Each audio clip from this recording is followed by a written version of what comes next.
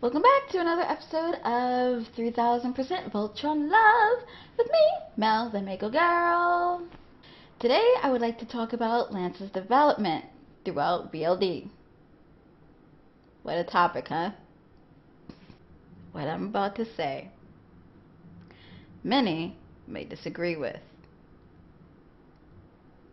Lance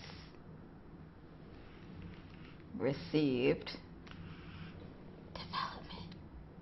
I understand many would only agree with this if Lance, say, piloted the Black Lion, had an entire episode dedicated to everything about him and only him, while moping about how inadequately he saw himself.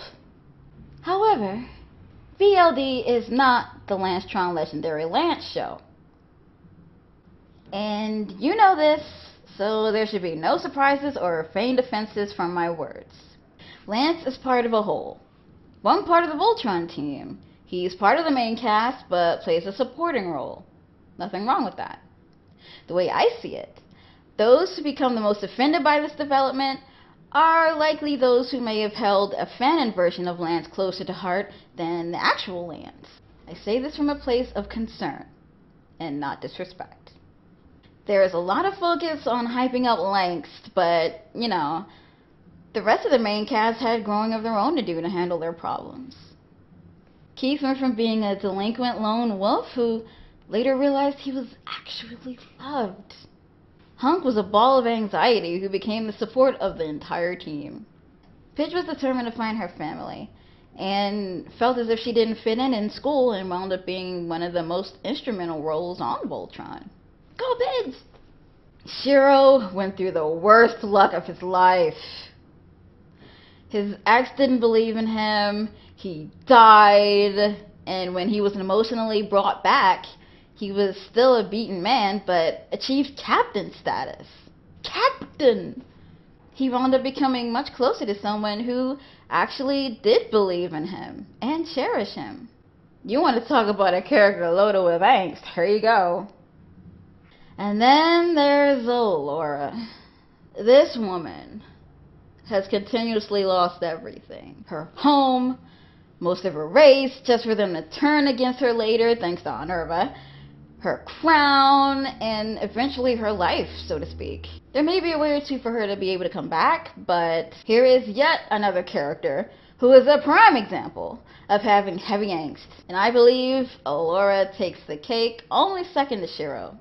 She has continuously doubted herself, her skills, her abilities, everything, but still powered through despite second-guessing her choices because of the support of the team and her own, I'll do it myself if I have to, attitude. Now, I've refrained from counting how many times she'd utter, "This is all my fault," throughout the season. This woman is the embodiment of the phrase, when life gives you lemons, you make lemonade. She put in that work. But even with that, she held more self-doubt than she's ever been given the acknowledgement of. Yeah, she's really strong and smart and clever, and she can really fight, but she definitely put herself down the most. Very, very critical character. I understand. Girl, Laura, I feel you. And another character who had heavy angst. Hi, Cran! What is it with Alteans and sacrifice? To clarify, I'm not saying you can't celebrate your lengths, certainly not. But to be aware that other characters have gotten their own share of angst. Lance isn't the only one singled out. This character is fine enough without the added imaginary length fuel for people.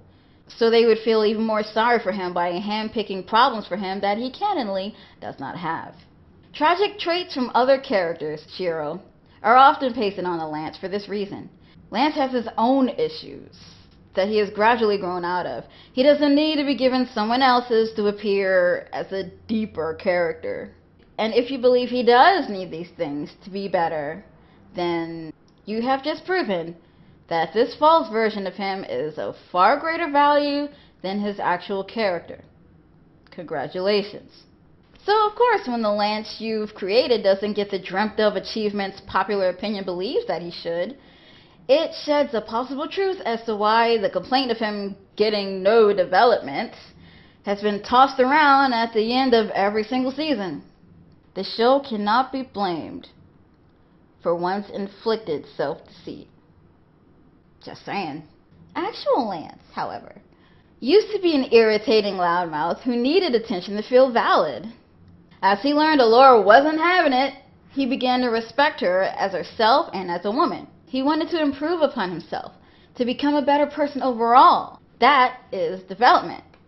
Eventually he realized he was being a jerk towards recognizing Keith's abilities to lead, and he gradually and naturally started to accept Keith was just the one to do so and not him. That is development, though he could have apologized for downing Keith so much. But I guess they just got past that. He and Keith actually started to become something like friends and actual teammates. So that's a start. With Lance being part of such a large family, he felt inadequate. But being part of Voltron helped him immensely. He had his moments of doubt, not thinking he fit on the team, but he made himself live up to the sharpshooter title he came up with. He earned it. He obtained it. That is absolutely development. So the fact that Lance went from verbally harassing others to growing into being a very important member of the team shows he's matured. It was enough for his character's arc. It wasn't required for him to be shown as the main leader in order for his character development to occur. Accepting that, as a fan, is the way to go. My opinion. There has been far too much confusion between fanon and canon Lance.